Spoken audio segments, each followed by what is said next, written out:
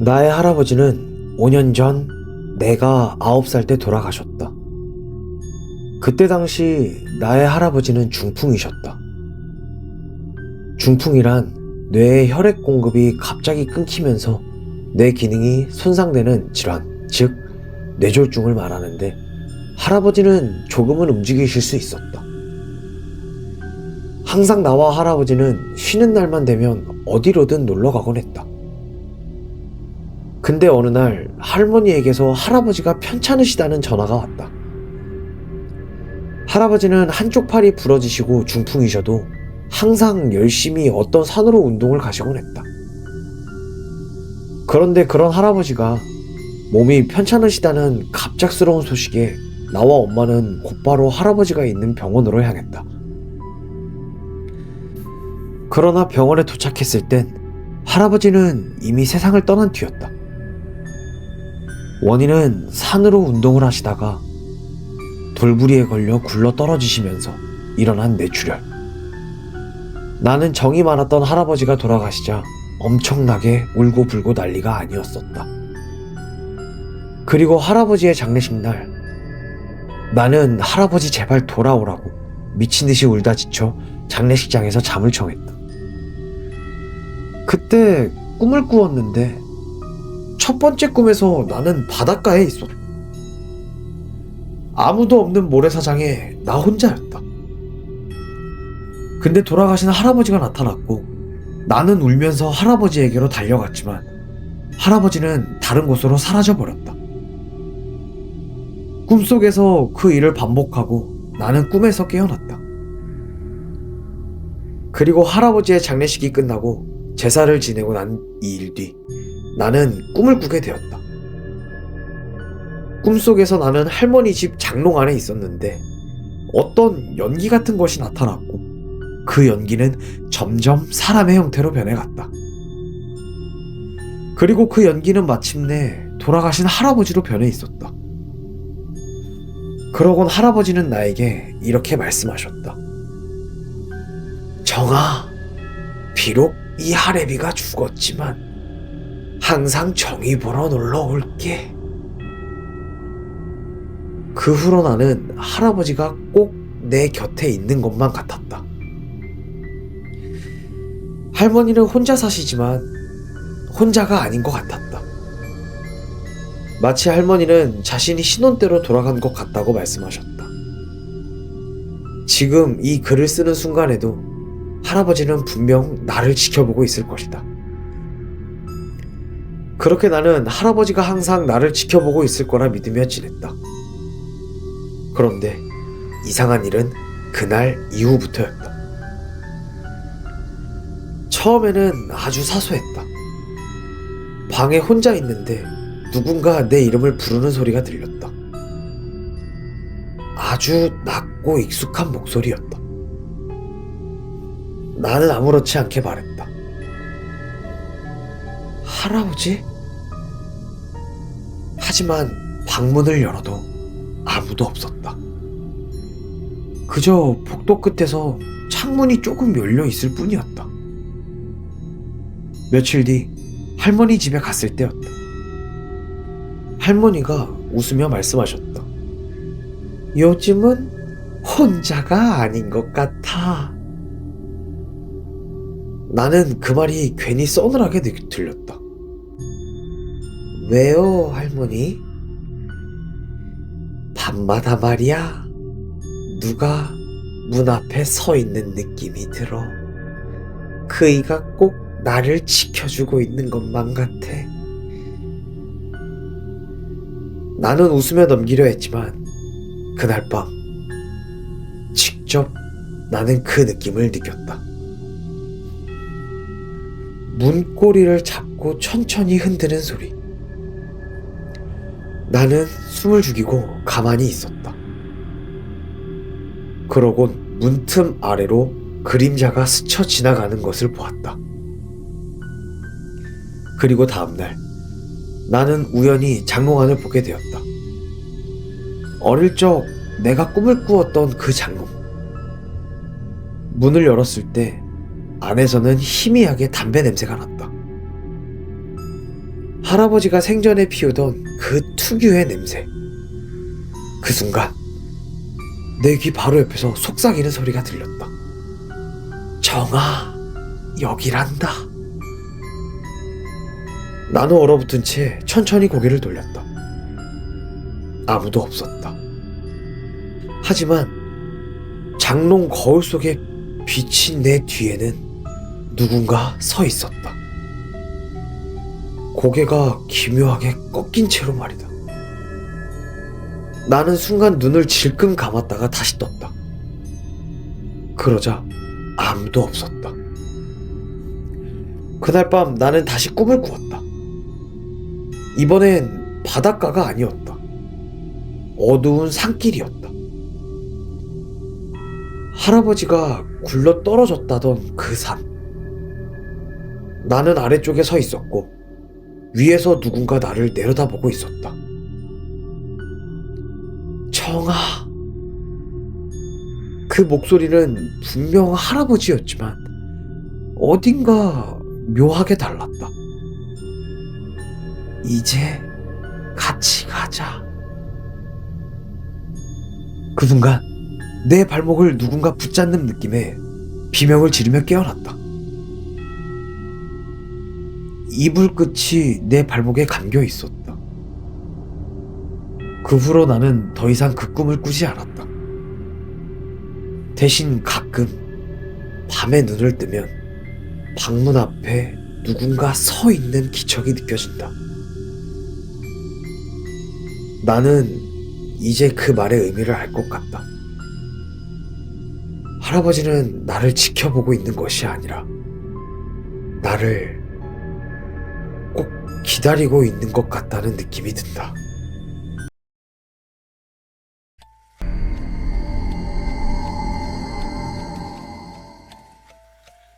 이 이야기는 나를 포함한 사촌들에게 있었던 추석에 일어났던 일이다. 우리는 교통사고로 인해 죽은 준기라는 사촌이 있는 납골당을 가기 위해 다 같이 준비를 하고 있었다. 자, 이제 준기 만나러 가자. 큰아빠는 다 같이 탈 수 있는 승합차를 빌려왔고 우리는 모두 가는 내내 말이 없었다. 매년 명절 때마다 반복되는 일상이지만 준기를 만나러 가는 이 순간만큼은 적응이 되지 않았다. 마치 할머니가 나를 준기로 착각해서 미워했기 때문이었다. 차를 타고 가던 길 근처 휴게소에 들렸다. 화장실도 들리고 뭐 먹고 싶은 사람은 알아서들 용돈으로 사 먹고 오거라. 한 번에 쭉 가기엔 무리가 있어 큰아빠는 가까운 휴게소에 주차했고 우리는 언제 준기를 생각했냐는 것처럼 신나서 간식을 고르기 시작했다. 이때 어른들께 받은 추석 용돈으로 간식값을 계산하려는데 갑자기 사촌 동생의 절규에 섞인 목소리가 들려왔다. 내 지갑. 어떡해. 나 지갑 잃어버린 것 같아. 그 안에 내 추석 용돈 받은 거 다 들어있는데. 그럼 일단 어른들께 알리고 지금은 너가 돈이 없으니까 내 거 계산하면서 너 것도 같이 해줄게. 진짜? 고마워 형. 형, 내 지갑 찾으면 내 용돈 좀 줄게. 굳이 안 그래도 돼. 결국 이 소란을 듣고 어른들은 휴게소 분실센터에 신고를 하게 되었다.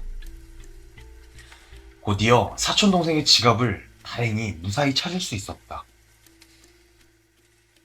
태호야, 지갑 찾았으면 이제 차에 타야지. 뭐하고 있어? 분실물센터 앞에서 움직이지 않는 사촌동생의 팔을 잡고 내가 이끌자 사촌동생은 실실 웃으며 손가락으로 무언가를 가리켰다. 형, 이것 봐. 여기 재밌는 거 있어. 전에 분실물센터에 들렸던 사람들의 흔적인가 봐. 이게 뭐야? 분실물을 찾아가는 대신 방명록처럼 작성하는 곳이 있었고, 사람들은 저마다 잃어버린 물건과 물건을 찾은 대가로 무엇을 맡길 건지에 대해 적은 것이 있었다. 그냥 장난치는 거겠지. 센터 직원들이 심심하니까 여기 찾아오는 손님들 대상으로 장난 좀 치나 보다. 이에 사촌동생은 아무렇지 않게 웃어넘기며 펜을 집어들었다. 그런 사촌동생의 손목을 나는 잽싸게 잡아챘다. 야, 너 뭐해? 너도 적으려고? 하지 말고 그냥 가자. 아무리 장난이라고 생각하며 넘기려 해도 뭔가 찜찜했다. 그곳에 잃어버렸다고 적힌 물건들은 사촌동생처럼 지갑도 있었고, 핸드폰, 티켓, 반지, 목걸이, 귀걸이, 팔찌 같은 액세서리류도 있었다. 현실에서 정말 자주 볼 법한 물건들이 있었지만, 그 물건을 찾은 대가로 맡길 것들은 잠, 식욕, 명절에 안 좋은 기억 같은 추상적인 개념이었다.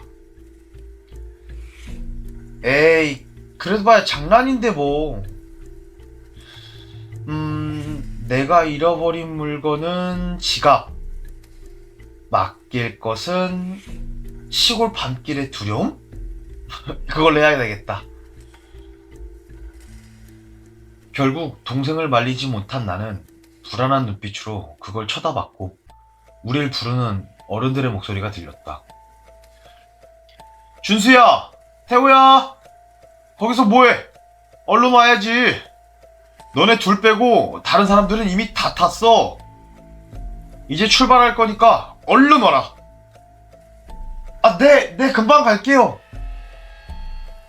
나와 사촌 동생은 서둘러 차에 탔고, 내가 조용히 물었다.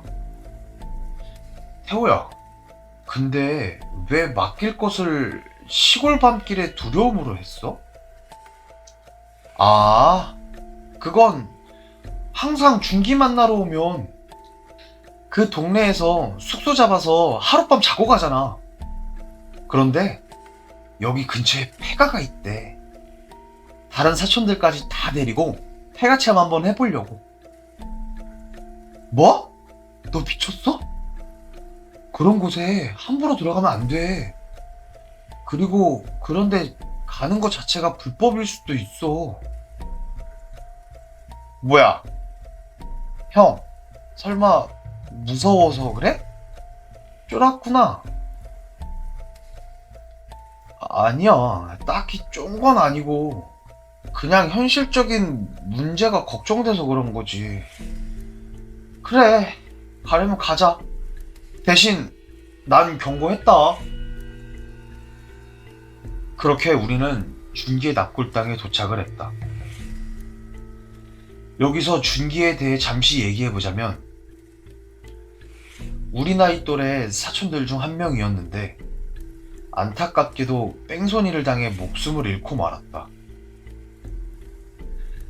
할머니는 그런 준기가 보기 싫다며 납골 땅에 들어가는 걸 거부했고, 치매 노인을 혼자 두는 것이 불안했지만 빨리 갔다 오기로 하며 할머니는 차 안에서 기다리고 계셨고, 우리만 준기를 보러 안으로 들어갔다. 이제는 준기가 없다는 것에 대한 감각이 무뎌진 걸까? 어른들은 알 수 없는 표정을 짓고 있었지만 우는 사람은 아무도 없었다. 아무래도 마음에 크게 뚫렸던 상처가 이제 남은 듯 했다. 그날 밤 어른들이 거실에서 술자리를 가졌고, 이내 태호가 입을 열었다. 다들 해가 갈 거지? 어른들 몰래 가려면 지금이 기회야. 갑자기 태호가 겁도 없이 행동하는 모습을 보며 나는 낮에 휴게소에서 있었던 일을 떠올렸다. 시골 밤길에 두려움을 맡겨서 그런가 우리 중에 제일 겁이 많은 녀석이 폐가를 가겠다고 쌩 난리를 피우네.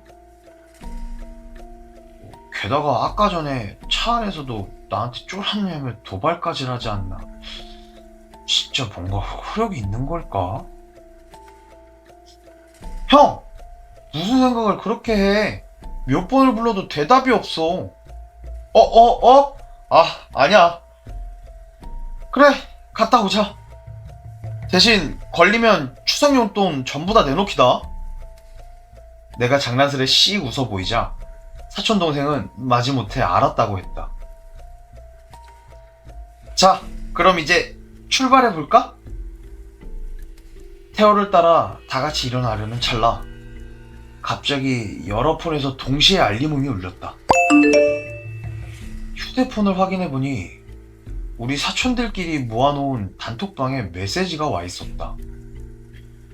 그리고 그 메시지 때문에 우리는 그 자리에 한참 동안 얼어붙어서 아무 말도 하지 못했다. 단톡방에 난데없이 뜬 메시지는 정말 간결했다. 잘 지냈어?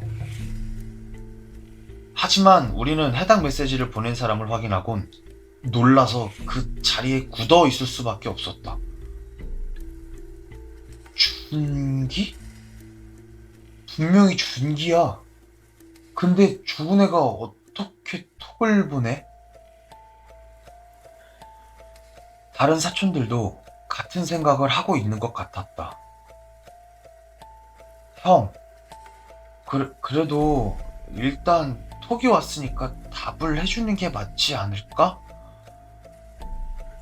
여전히 겁을 상실해 보이는 녀석의 말에 동조하기 싫었지만 그래도 그냥 무시할 순 없었다. 결국 우리는 다시 자리에 둘러앉았고 각자의 휴대폰에 집중하기 시작했다. 주변은 손가락으로 핸드폰 자판 두들기는 소리만 울려 퍼질 뿐이었고 내가 그 카톡에 제일 먼저 답장을 보냈다. 응, 잘 지냈지. 너는? 답장을 보낸 뒤 프로필 사진을 확인해 보니 프로필 사진은 사촌들끼리 찍은 단체 사진이었다. 근데 옛날 거라 그런가 얼굴들이 조금씩 일그러져 있는 것 같기도 하였다. 프로필 사진을 보니 준기가 살아있을 적에 우리 다 같이 찍은 단체 사진이 프로필 사진으로 되어 있었다. 그거 말고는 배경 사진도 또 다른 프로필 사진도 없는 상태였다. 이내 답장이 왔다. 잘 지냈다고? 나 없이? 명절에 끼지도 못하는 내 생각은 한 번도 세푼 적 없어? 해당 톡을 읽자마자 소름이 돋았고 머릿속은 하얘져 아무런 생각이 들지 않았다. 내가 우물쭈물하자 태호가 답을 보냈다. 너가 사고당한 건 안타깝지만 그래도 모처럼 가족끼리 모여있는데 우울해하고 있을 수만은 없잖아. 어른들도 애써 밝은 분위기 유지하려 하는 것 같더라. 우리도 눈치껏 분위기 맞춰야지. 너 생각 한 번도 안 한 건 아니야. 제법 야무진 대답에 잠시 카톡방의 알림음은 조용히 사그라들었다. 뭔가 깨름칙한 느낌의 죽은 준기의 프로필 사진을 계속해서 들여다보고 있던 나는 사진이 아까와 조금 달라진 것을 알아차렸다. 여긴 태호가 있던 자리인데? 왜 얘 얼굴이 비어있지? 설마 준기한테 뭐라고 한 사람이 태호라서? 누가 어느 위치에 서서 사진을 찍혔는지 전부 기억하고 있던 나는 불안한 눈빛으로 태호를 바라보았지만 녀석은 전혀 눈치채지 못했고 아랑곳하지 않으며 준기의 답을 기다리고 있었다. 이때 준기한테 답장이 도착했다. 준수 형, 할머니가 치매 걸리셨고 형을 나라고 착각해서 미워하고 계신다며? 그럼 형이 내 대타로 활동하고 있는 셈이네?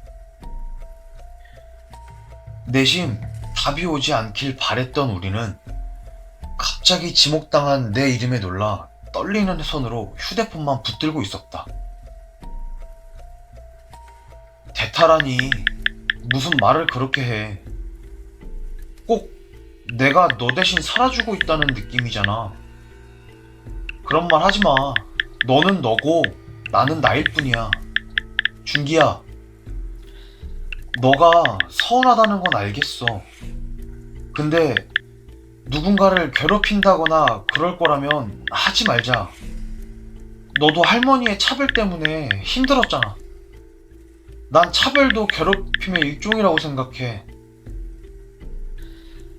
내가 그 말을 보내자마자 비어있던 태우의 얼굴에 내 얼굴이 채워졌고, 내가 원래 서 있던 자리에는 아무것도 없이 감쪽같이 사라져 있었다.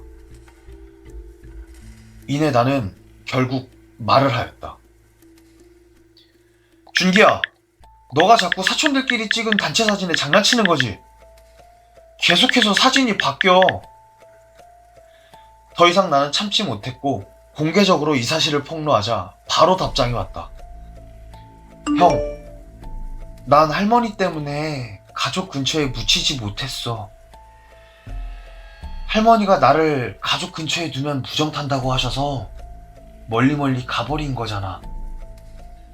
그리고 부정 탈까봐 그 길을 일부러 다 같이 차까지 빌려 타고 오는 거고. 다른 사촌들이 말해준 내용들을 토대로 준기가 상황 파악을 하고 있었고, 나는 먹먹해진 가슴을 애써 꾹꾹 눌러 참으며 짧게 대답했다. 미안해. 해줄 수 있는 말이라고는 미안하다고 사과하는 것밖엔 없었다. 그러자 갑자기 이상한 증세가 나타나기 시작했다. 이거 갑자기 왜 이래? 내 휴대폰을 포함한 모든 사촌들의 폰이 자동으로 꺼지면서 다시 시작되었고, 급히 다시 사촌 단톡방에 들어가 보니 준기랑 주고받은 내용들은 전부 다 사라져 있었다. 그러곤 마지막으로 준기의 흔적만 남아 있었고, 그 흔적은 준기님이 나가셨습니다 라는 알림뿐이었다. 우리는 단체로 그 자리에 굳은 채 아무 말 없이 서로를 쳐다볼 뿐이었다. 이 기이한 현상을 대체 어떻게 표현해야 할지 모르겠었고, 나를 포함한 그 누구한테도 문제가 생긴 일은 없어서 다행이었지만, 그날을 생각하면 아직도 소름이 돋고 찝찝한 기분이 드는 건 여전했다. 정말 우리한테 메시지를 보낸 사람이, 아니, 귀신이 준기였던 거야.